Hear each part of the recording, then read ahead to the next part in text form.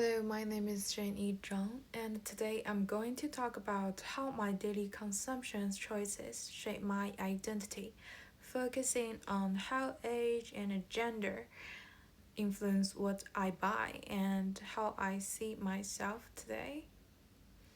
And my analysis is based on these three key ideas: Gen Z, identity, colonial theories of gender, and the concept of emerging adulthood to understand how consumption fits into growing up.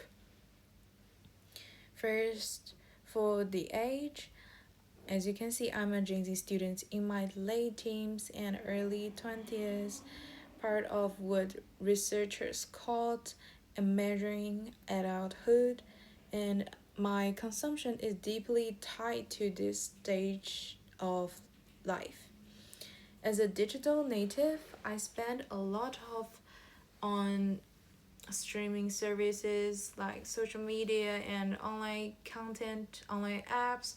These aren't just my habit, they are real part of what makes me part of Gen Z. I also choose affordable, convenient things like cheap things, bubble teas, sushi, fast food, and student discounts to buy some equipment. This reflect me my life as a student with limited money. So according to this Jeffrey Arnett theory, emerging adulthood is a time of exploring identity, and for me consumption is one of the main ways I do that exploring. So as this slide, 2022 study find that Gen Z using some conceptions to expresses identity, especially through digital experiences. And I think this matches my own habits really closely. And another study for 2021 says young adults prefer experiences over material things, and this is true for me too. I spend more on social and digital activities than on real objects. And sometimes older generation think my spending is unnecessary, but these choices help me connect with an age group, and I just feel like I'm belongs to Jay Z, this age group. So to sum up my age identity, I'm a digital native, still figuring out who I am, and my spending shows I'm just in between being a teenager or a few adult. Now, let's moving on to the gender part. I identify as a woman.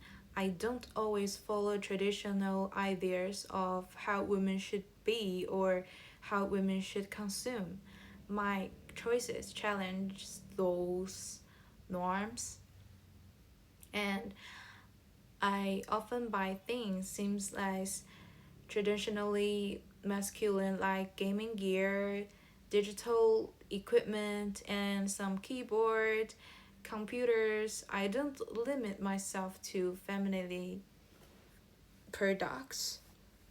I also prefer gender neutral clothes and skincare, some perfume. I avoid products that force me into strict idea of how a woman should looks like or how a woman should be behave. And Cornell's of theory tell our gender is something we perform often through consumptions, and choosing these products I'm pushing back against of traditional gender rules. Um, A 2019 study found that many women use masculine coded products to redefine their femininity, and this actually what I'm doing with my consumption choices. Recent research also shows Gen Z is moving towards gender neutral consumptions, and we are rejecting to the old binary ideas of male and female products, also the toilet.